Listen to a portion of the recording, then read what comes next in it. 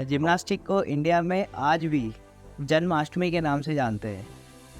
तो हम लोग चाहते हैं कि एटलीस्ट इतना पॉपुलर कर दें हम जिम्नास्टिक को कि लोग उसमें इंटरेस्ट लेने लगे और कम ज़्यादा से ज़्यादा पार्टिसिपेशन हो सके। ज़्यादा से ज़्यादा पार्टिसिपेशन होगा, हमको ज़्यादा टैलेंट मिलेगा। ज़्यादा टैलेंट मिलेगा तो अच्छा मेडल मिलेगा। जिम्नास्टिक एक ऐसा गेम है जिसे सभी खेलों की जननी कहा जाता है, क्योंकि जिम्नास्टिक में शरीर के सभी ऑर्गन्स का एक्सरसाइज होता है। इससे बालक की मसल्स में चुस्ती, स्ट्रेंथ एंड विगोर आ जाती है। इससे बालकों के शरीर में लचीलापन व संतुलन अच्छा हो जाता है। इससे स्वास्थ्य के लिए प्रत्येक अंग का व्यायाम हो जाता है तथा व्यायाम से शरीर डायनेमिक, एथलेटिक एंड एनर्जेटिक बनता है। और इसी गेम को हमारे आज के एथलीट इतना पॉपुलर करना चाहते हैं कि जैसे जन्माष्टमी है। आज के हमारे एथलीट हैं इंडियन जिम्नास्टिक के कोच लखन शर्मा जी, जो ओलंपिक 2020 में भारत की टीम के कोचिंग स्टाफ में थे।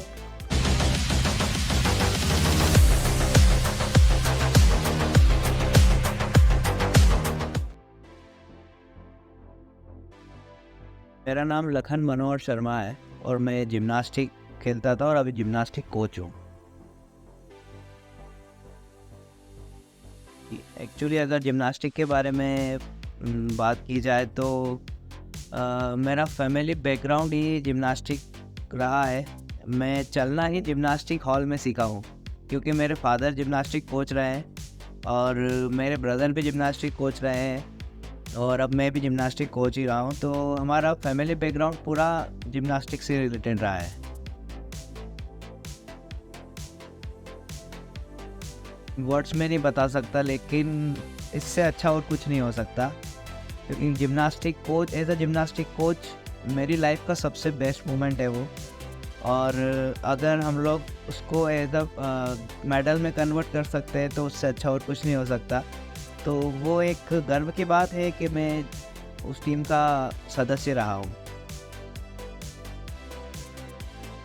एक्चुअली सबसे पहले तो प्रॉपर गाइडेंस होना बहुत ज़्यादा ज़रूरी है, क्योंकि आपको डोपिंग के बारे में नॉलेज रखना, आपके कौन से सब्सटेंस प्रोहिबिटेड है, कौन से लीगल है, कौन से इलीगल है, तो उसके बारे में आपको जानकारी होना चाहिए। बस ये ज़्यादा इम्पोर्टेंट रोल प्ले करता है एक एथलीट और एक कोच की लाइफ में।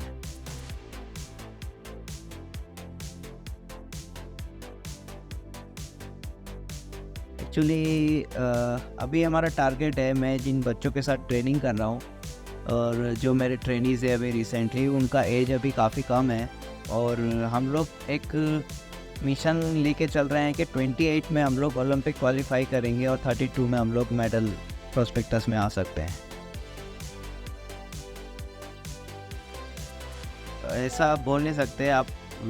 जो भी जिम्नास्टिक स्टार्ट करना चाहता है एज अ कैरियर, अगर आप लोग जिम्नास्टिक स्टार्ट भी करते हैं, अगर एज अ कैरियर ना चूज़ करते हुए भी अगर जिम्नास्टिक आप 3 या 4 साल करते हैं, तो एक जिम्नास्टिक इकलौता ऐसा गेम है जो आपको ऑल अराउंड डेवलपमेंट करके देता है, क्योंकि इसमें सारी मोटर कंपोनेंट, सारी मोटर एबिलिटीज़ डेवलप की जा सकती है।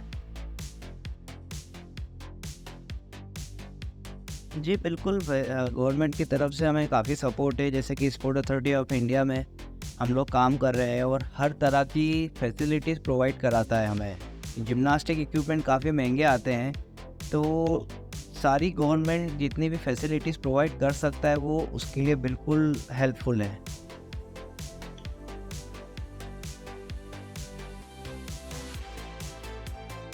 कठिनाई नहीं बोल सकते हम लोग।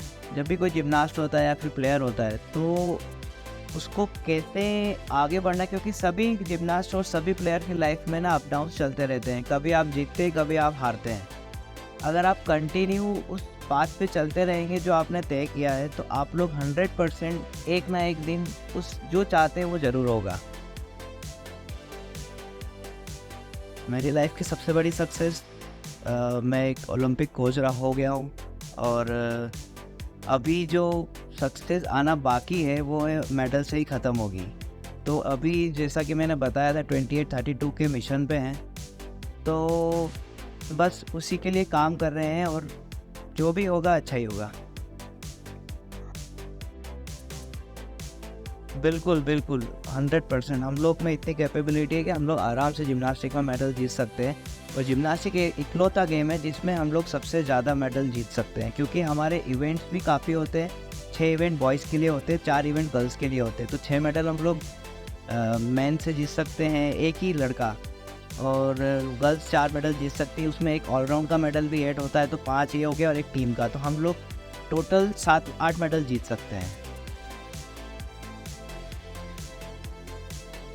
छोटा सा मैं भी कई बार देखता हूँ, इंस्टा पे भी कई बार देखा है। आजकल जिम्नास्टिक को इंडिया में आज भी जन्माष्टमी के नाम से जानते हैं।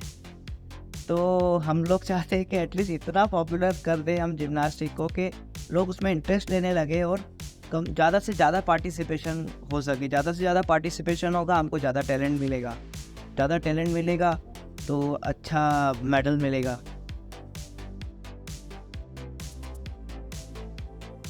जी, एक पहले तो सबसे पहले कोई टारगेट सेट करें, ताकि जैसे कि हम लोग बिना गोल पोस्ट के फुटबॉल नहीं खेल सकते, वैसे ही हमारी लाइफ में अगर कोई टारगेट नहीं होगा, कोई गोल नहीं होगा, तो हम लोग वहाँ तक नहीं पहुँच सकते।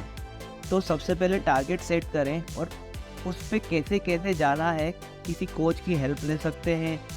बहुत सारे एडवाइज़र्स होते हैं, बहुत सारे लोग होते हैं जो आपकी इस चीज़ में हेल्प कर सकते हैं।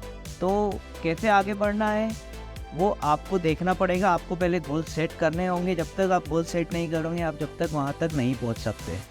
तो सबसे बड़ी एडवाइस यही है कि आप अपने गोल बनाएं और उसको कितना अचीव कर लिया है, ये सारा डे टू डे आप रोज़ अपने बारे में समझे कि हाँ, मैंने आज यहाँ तक पहुँचा हूँ, कल वहाँ तक पहुँचूँगा।